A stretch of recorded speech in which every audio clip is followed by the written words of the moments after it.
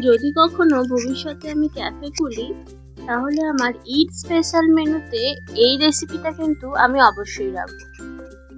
এটা একটা fusion dish যেটা কফি, চকলেট আর ফালুদার সংমিশ্রণ। বেসিক্যালি আমি বানিয়েছি মোকা কফি ফালুদা।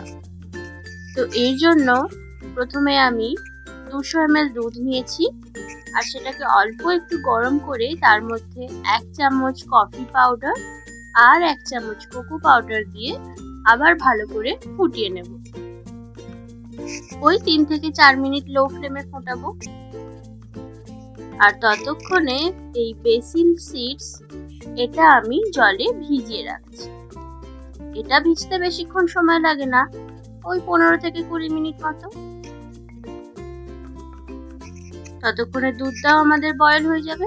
এবার এটাকে ঠান্ডা করে ফ্রিজে রেখে দেব একদম চিলড হওয়ার জন্য। ততক্ষণে আমি কফিটা ফ্রথ করে নিচ্ছি।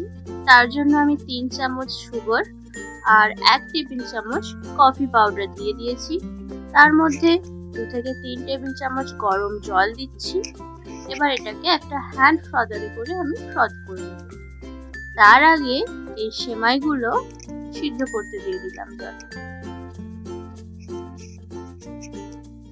আপনারা কারা কারা এই ঈদের দিনে ফালুদা খেতে বেশ পছন্দ করেন কমেন্ট করে কিন্তু জানাতে ভুলবেন না।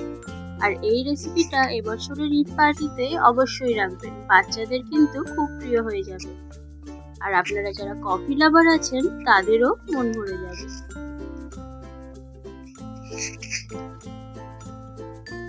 কফিটা একদম ডালগোনা কফির মতো করে ফ্রথ করে নেব যতক্ষণ না সফট পিক হচ্ছে।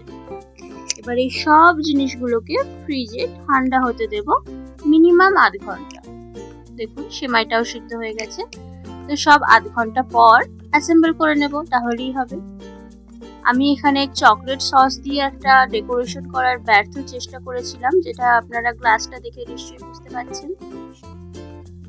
তো প্রথমে চকলেট সস দিয়েছি, তারপর বেসিল সিডস দিয়েছি, তারপর দিয়ে দিচ্ছি একটা সেমাইয়ের লেয়ার। এবার দিয়ে দেবো ওই চকলেট মিল্কটা, চকলেট কফি ইনফিউজড মিল্ক, যেটা একদম ঠান্ডা করা আছে। তার উপর থেকে দিয়ে দেব কফি ফ্রথ করাটা, ফ্রথেড কফিটা। এবার এটাকে টপ আপ করব আইসক্রিম দিয়ে। এখানে আমি যদি চকলেট আইসক্রিম পেতাম খুব ভালো হতো, কিন্তু এই মুহূর্তে চকলেট আইসক্রিমটা আমি পাইনি, তাই আমি এখানে একটা ভ্যানিলা স্ট্রবেরি আইসক্রিম দিয়েছি। এটাও কিন্তু দেখতে খারাপ লাগছে না। আর উপর থেকে একটু চকলেট স্প্রিঙ্কেল করে দিলাম, ব্যাস তাহলেই আমাদের ড্রিঙ্ক রেডি হয়ে গেল। এরকম আরো নতুন নতুন ভিডিও পাওয়ার জন্য আমার চ্যানেলটি সাবস্ক্রাইব করে নিন। আর এই ভিডিওটি ভালো লেগে থাকলে একটা লাইক করে দিন। এই রেসিপিটি যদি বাড়িতে বানান তাহলে কমেন্ট করে কিন্তু আমাকে জানাতে ভুলবেন না। দেখা হবে আবার পরের ভিডিওতে। ভালো থাকবেন। নমস্কার।